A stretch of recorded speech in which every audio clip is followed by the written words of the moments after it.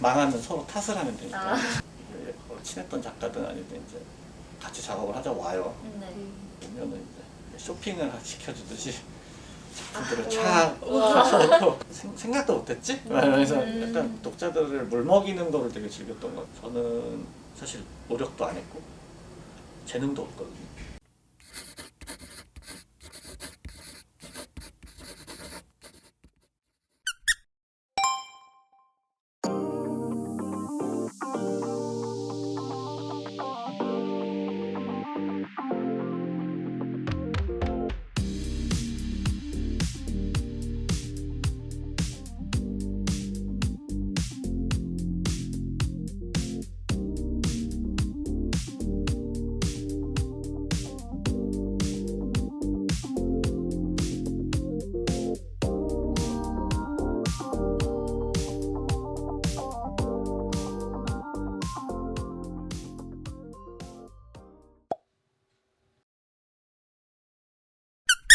안녕하세요. TW 드림잡 팩토리의 은하 유하입니다. 네, 오늘은 넷플릭스에서 큰 화제가 되었던 작품 바로 스위트홈의 칸비 작가님을 모시겠습니다. 안녕하세요. 안녕하세요. 네, 작가님 오늘 간단하게 자기소개 부탁드리겠습니다. 네, 저는 지금 한 15년 차 된 웹툰 작가 김칸비라고 합니다. 네, 반갑습니다. 반갑습니다. 칸비 작가님은 연재하셨던 작품이 되게 많은 걸로 알고 있는데 네. 처음에 웹툰 작가를 준비하고 데뷔하시기까지 어느 정도의 기간이 걸렸는지 알 수 있을까요? 군대 제대하고 2년 있다 데뷔를 했으니까 실제로 웹툰 준비한 거 한 1년 정도.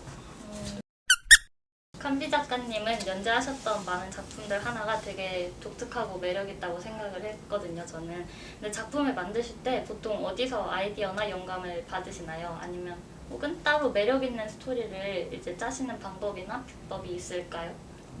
처음에는 그러니까 데뷔 초창기 때는 아무래도 경험도 없고 그러다 보니까 이제 저 영화나 네. 뭐 드라마나 이런 것들에서 영감을 얻은 걸 섞어서 만드는 걸 주로 했었고요. 지금은 이제 연차가 쌓이니까 그냥 이렇게 멍하니 앉아가지고 산책을 한다거나 그러면서 사실 나오는 것 같아요. 그래서 사실 그렇게 막 엄청 개성 있는 작품을 만든 적은 없는데 네. 예, 그래도 뭐 다들 개성 있다고 해주시니까 감사하고 예, 저는 보통 이제 아이디어 구상 단계에서는 일단 영화나 그런 영상물에서 많이 힌트를 얻는 편인 것 같아요. 그러면 작품을 구상하시다가 네. 이제 막히는 부분이나 슬럼프가 오신 적은 없으신지 그리고 이제 대처를 어떻게 하셨는지가 궁금해가지고 사실 슬럼프는 별로 없었는데 최근에 좀 생겼어요. 어, 이제 원래 작가는 좀 이제 하고 싶은 말이 있어야지 유지가 되잖아요. 네. 요즘엔 좀 하고 싶은 얘기가 없는 것 같아가지고 그런데 그게 아마 지금 슬럼프인 것 같은데 좀 휴식이 필요한 것 같긴 해요. 휴식을 취하면서 너무 15년 동안 작품을 안 쉬고 했잖아요. 네. 그러다 보니까 이렇게 사색을 할 시간이 없었는데 아무래도 지금 가지고 있는 이런 슬럼프들은 좀 이번 연재가 좀 끝나고 마무리되고 좀 휴식하는 기간 동안 이런 것 저런 거 많이 경험해보고 보면서 이제 하고 싶은 말이 생기면 그럼 극복되지 않을까 싶어요. 칸비 작가님은 예전엔 이제 글, 그림 작가 모두 해보셨었고 현재는 이제 주로 글 작가로 활동하고 계신데 두 방식의 차이가 있다면 혹시 어떤 점이 있을까요? 뭐랄까 그림 작가로 활동을 할 때는요 네. 일단 사실 크게 차이는 없어요. 왜냐하면 그림 콘티도 제가 짰었기 때문에 근데 이제 글 콘티를 받아서 하냐 그 글 콘티조차 내가 짜냐의 차이인데 제일 힘든 거는 겟네임 시절 때는 저랑 되게 친분이 있는 작가랑 같이 했었어요. 네. 고등학교 동창회를 했었는데 그래서 좀 마음이 편했죠. 네. 망하면 서로 탓을 하면 되니까. 아. 망한 이유는 너 때문이야. 네. 그러면서 탓을 하면 되기 때문에 마음이 편했는데 지금은 사실 이제 막 그런 관계 작가님들이랑 일하는 게 아니잖아요. 네. 그러다 보니까 어느 정도 부담감이 좀 많이 생겼고 어떤 방식으로든 어느 정도 성공을 시켜야겠다 그런 중압감이 예전에 없었다가 지금은 좀 생긴 것 같아요. 그래서 이제 작품색도 예전에 비하면 많이 대중성을 찾기 시작했고 예전에는 좀 실험적인 걸 되게 좋아했거든요. 네. 지금은 조금 이제 여러 사람들이 두루두루 좋아할 수 있는 그런 작품을 짜게 된 것 같아요. 스토리 작가로서 어떤 책임감 같은 게 생겨가지고. 연재 전에 전체적인 스토리 라인은 미리 두고 정해두시는 편인지 아니면 연재를 하시면서 스토리를 또 계속해서 만들어 나가시는 편인지. 예를 들어 장르에 따라 좀 차이가 있는데요. 예를 들어 스릴러 같은 경우에는 이게 하나가 어긋나면 작품 전체가 다 무너지거든요. 그런 경우에는 이제 어느 정도는 미리 다 짜놓고 철저하게 짜놓고 하는 작품들도 있어요. 처음부터 끝까지 다 짜놓고 하는 작품들도 있고, 아니면 뭐 스위트홈 같은 경우에는 네. 그 정도로 이제 스릴러적인 요소가 들어가는 작품은 아니거든요. 사실 소년 만화에 더 가까운 느낌이라 처음과 끝 그리고 중간에 있는 이벤트들을 배치만 해놓고 네. 이제 나머지 그 중간 다리 역할하는 그 링크는 이제 연재를 하면서 이어나가는 거죠. 아예 그냥 아예 처음부터 네. 끝까지 그냥 막 그냥 실시간 하는 작품도 있어요. 네. 지금 하고 있는 천치전능이라는 작품이 그런 식인데, 그것도 물론 처음과 끝은 다 짜놓죠.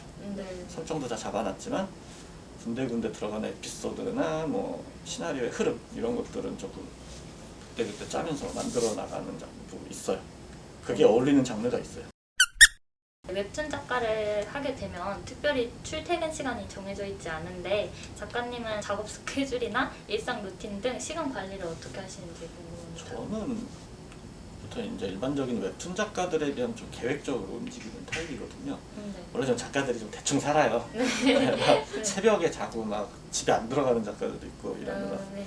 그런 작가들이 많은데, 저도 사실은 예전엔 좀 그랬어요. 왜냐면 그림 작가는 아무래도 노동이 많이 들어가니까 네. 작업 시간이 되게 길거든요. 그래서 약간 좀 막 살았다는 느낌이 들었는데, 지금 이제 스토리 작가로 전향하면서 네. 계획이라는 게 생기고 출근 시간이라는 게 생기고, 제가 보통 11시에 출근을 해서 네. 이제 한 5시까지 일을 하거든요. 네, 그렇게 해서 이제 루틴을 좀 만들어 가고 있고요. 남은 시간에는 사실 운동을 했었는데 네. 어느샌가 또 게임을 하게 아, 되더라고요. 그래가지고 네. 약간 좀 그렇긴 한데, 네, 그렇게 없던 루틴이 새로 생긴 것 같아요. 저는. 저 칸비 작가님은 2007년 교수 인형으로 데뷔하신 후에 월 한 하루, 멜로 홀릭, 후레자식, 언노운 코드, 돼지우리, 스위트홈 등으로 굉장히 많은 작품을 연재해 오셨는데 보통 차기작을 구상하시는데 어느 정도의 시간이 걸리나요? 사실 저는 연재하면서 다른 걸 미리 짜놔요. 아, 네, 그래가지고 지금 가지고 있는 게 많아요. 어. 작품들이 쌓아놓는데, 근데 이게 문제가 뭐냐면 네. 그때그때 짜는 게 아니다 보니까 시대의 흐름이나 유행 코드 이런 거에서 좀 뒤처지는 경우가 좀 있어요. 그런 거 이제 폐기 처분을 하는데, 네. 저는 이제 그 기간은 되게 짧아요. 그 네. 작품과 작품을 준비하는 기간 자체는 짧을 수밖에 없는 게, 이미 이 앞에 작품을 연재할 때 이미 웬만한 건 다 짜져 있기 때문에. 네. 근데 이게 좋은 걸 수도 있고 나쁜 걸 수도 있는데, 네. 이런 짓을 하고 있다는 것 자체가 지금 하고 있는 작품에 대한 애정이 조금 지겨워질 때 하는 짓이거든요. 그런 것들이. 그래가지고 약간 좀 그런 점은 좀 아쉬운데, 그래도 덕분에 텀은 되게 짧아져서 그런 부분은 좋은 것 같아요. 예. 텀은 되게 짧습니다. 개인적으로는 부러운 아, 부분입니다. 저는 그래서 그림 작가들이 오잖아요. 네. 이게 친했던 작가든 아니든 이제 같이 작업을 하자 와요. 네. 오면은 이제 쇼핑을 시켜주듯이 작품들을 아, 쫙 우와. 펼쳐놓고 한 5, 6개 펼쳐놓고 고르세요. 아, 완전 플렉스하는 느낌. 네, 고르더라시라고 하면 이제 자기한테 맞는 걸 고르시는데, 우와. 이제 어떤 분들은 기가 막히게 돈이 잘 되는 작품을 고르시는 분도 있고, 네. 누구라고 말하긴 안 하겠지만 이제 되게 돈이 안 되는 작품만 고르는 작가들도 있고 성향마다 달라요. 네. 혹시 웹툰 작가를 하시면서 제일 힘들었던 부분은 어떤 부분인가요? 아무래도 건강 문제가 좀 심하고, 네. 사람들 지금은 그래도 스토리 작가로 전향하고 나서 좀 시간이 생겼는데, 네. 예전에 이제 그림 작가 활동을 할 때는 그래도 스토리도 어느 정도 참여를 하다 보니까 시간이 되게 부족했던 것 같아요. 그래가지고 운동도 할 시간이 없고, 네. 예, 사람들도 못 만나고, 맨날 친구들은 뭐 그렇게 맨날 바쁘냐고 예, 그런 얘기 듣고 그랬었는데, 지금은 좀 여유가 생겼어요. 경험이 쌓이다 보니까 좀 일을 좀 쉽게 하는 편이라. 예, 그렇습니다. 그래가지고 네, 질문이 뭐였죠? 힘들었던 어떤 아, 부분? 예, 그런 인간관계라든지 네. 운동을 못해서 자기 관리가 좀 안 된다. 이 정도. 웹툰 작가들이라면 다 가지고 있는 문제일 네, 거예요. 확실히 연재 시작해서 연재 끝나면 막 체중이 막 10kg씩 쪄있는 사람들도 있고. 그러면 반대로 웹툰 작가를 하시면서 네. 가장 좋았거나 뿌듯했던 적이 있다면 언제인지 좀. 예전에는 네. 그러니까 초창기 이제 스릴러에 좀 진심이었을 시절에는 네. 아무래도 좀 이렇게 독자들이 뒤통수를 맞는 걸 보면서 되게 쾌감을 느꼈던 것 같아요. 네. 생각도 못했지? 그래서 약간 독자들을 물먹이는 거를 되게 즐겼던 것 같아요. 네, 그런 거에서 되게 즐거움을 느꼈다면 지금은 작품이 잘 되고 이제 영상화도 되고 있고요. 네. 뭐 그런 부분 보면서 이제 해외 팬들도 많이 생겨가지고 인스타의 친구들이 90%가 해외 사람들이에요. 오, 그래가지고 진짜요? 그런 부분에서 좀 뿌듯함을 느껴요. 그러면 혹시 웹툰 작가가 되기 위해서 미리 준비해야 할 부분이 있다면 혹시 어떤 부분을 준비해야 할까요? 뭐 사람들이 그래요. 뭐 노력을 해야 된다. 네. 아니, 재능이 있어야 된다. 뭐 이렇게 얘기를 많이 하는데 물론 그것도 되게 중요하죠. 중요한데 저는 사실 노력도 안 했고 재능도 없거든요. 네. 진짜로. 네. 저는 제가 고등학교 때까지만 해도 맨날 이렇게 막 어디서 영화 재밌는 거 보거나 네. 그런 막 그거랑 비슷한 거 막 짜고 혼자 재밌어하고 혼자 즐거워하고 막 그러면서 이제 창작력도 그렇게 많지는 않았던 것 같아요. 네, 창작력도 별로 없어가지고 그러니까 거의 2차 창작 같은 걸 많이 즐겼던 것 같은데 이제 어떻게 바뀌었냐면 마인드가 문제인 것 같아요. 생각, 어떤 생각을 가지고 작품에 임하느냐. 그러니까 재능도 있고 노력도 하는데 네. 이 마인드가 안 갖춰져 있으면은 매사에 진지할 수가 없는 것 같아요. 근데 재능도 없고 노력도 부족하지만 뭔가 내가 오늘부터 당장 웹툰 작가가 되겠어라고 결심을 하고 포토샵을 켜고 타블렛 펜을 들었을 때 진지하게 그거를 쭉 안 멈추고 게으름 떨지 않고 할 수 있는 건 사실 마인드거든요. 그럼 이제 작품 관련 질문을 드릴 건데요. 작가님의 작품 중에 제일 애착이 가는 작품이 있다면 어떤 작품이 있을까요? 제일 애착가는 건 이제 멜로울릭이라는 작품이 있는데 그게 사실 잘 안 됐어요. 작품 자체는 잘 안 돼가지고 근데 저는 그 작품을 되게 좋아하거든요. 되게 열심히 만들었고 물론 이제 대중적인 성공을 거두지는 못했지만 특히 결말이 되게 마음에 들어가지고 제가 제일 좋아하는 작품입니다. 제 작품 중에. 다음은 스위트홈 관련해서 이제 질문 드리겠습니다. 네. 스위트홈 작품 구성하실 당시에 이제 스토리에 강조해서 표현하고자 한 부분이 있다면 어떤 부분이 있을까요? 일단 뭐 되게 막 거창하게 얘기도 할 수는 있지만 네. 솔직하게 말씀드리면 되게 재밌게 한번 만들어보자라는 게 제일 컸고 사실 그 전까지는 좀 마니아한 작품들을 좀 많이 만들었어요. 마니악한 작품들을 너무 많이 만들어가지고 네. 소수의 분들한테 사랑을 받았고 운 좋게 후레자식이라는 작품이 어느 정도 성공을 했지만 네. 사실 후레자식도 되게 마니아적인 작품이거든요. 그래서 이제 뭐 어차피 아포칼립스물을 만들게 됐으니까 네. 조금 여러 사람들이 볼 수 있는 좀 대중적인 이야기를 한번 해보자 라는 생각을 했죠. 그리고 사실은 이제 뭐 다른 인터뷰에서는 얘기를 했는데 사실은 스위트홈의 초기 모습이 그런 모습이 아니었거든요. 되게 어둡고 진짜 꿈도 희망도 없는 그런 얘기였는데 네. 그걸 조금 유하게 바꾼 거죠. 그래서 스위트홈 뭐 여러 가지 메시지를 전달하려고 한 작품인 건 맞지만 네. 역시나 이제 많은 분들이 재밌어 했으면 좋겠다. 좀 김칸비 작품도 좀 편하게 읽으시라. 네, 그런 느낌으로 했고 그때 어느 정도 성공을 거두면서 그때부터 조금 확실히 그쪽 노선으로 잡힌 것 같아요. 네, 작품들이. 그 후 작품들은 다 약간 좀 대중적인 부분을 좀 염두에 두고 하고 있죠. 지금. 스위트홈 작품 속 다양한 욕망을 가진 몬스터들이 등장하는데 이 몬스터들이 각각 특징과 매력이 넘쳐서 되게 인상이 깊었거든요. 근데 몬스터 구상 당시에 영감을 받은 부분이 따로 있을까요? 일단 몬스터를 만들면서 일단 욕망을 소재로 쓰기로 했으니까 그거에 대한 표현을 하는데 사실 이게 제약이 많아요. 욕망이라는 게 대표적인 것들이 많잖아요. 네. 그런 것들을 그 이야기 속에 녹여내기가 되게 어렵더라고요. 자연스럽게 녹아야 되니까. 네. 어떻게 보면 되게 사소한 거, 사소한 욕망도 있고 되게 거창한 욕망도 있는데 저는 사소한 욕망에 좀 집중을 했던 것 같아요. 네. 그러니까 뭐 배가 고프다라든지 네. 네. 아니면 그냥 머리숱이 자랐으면 좋겠다.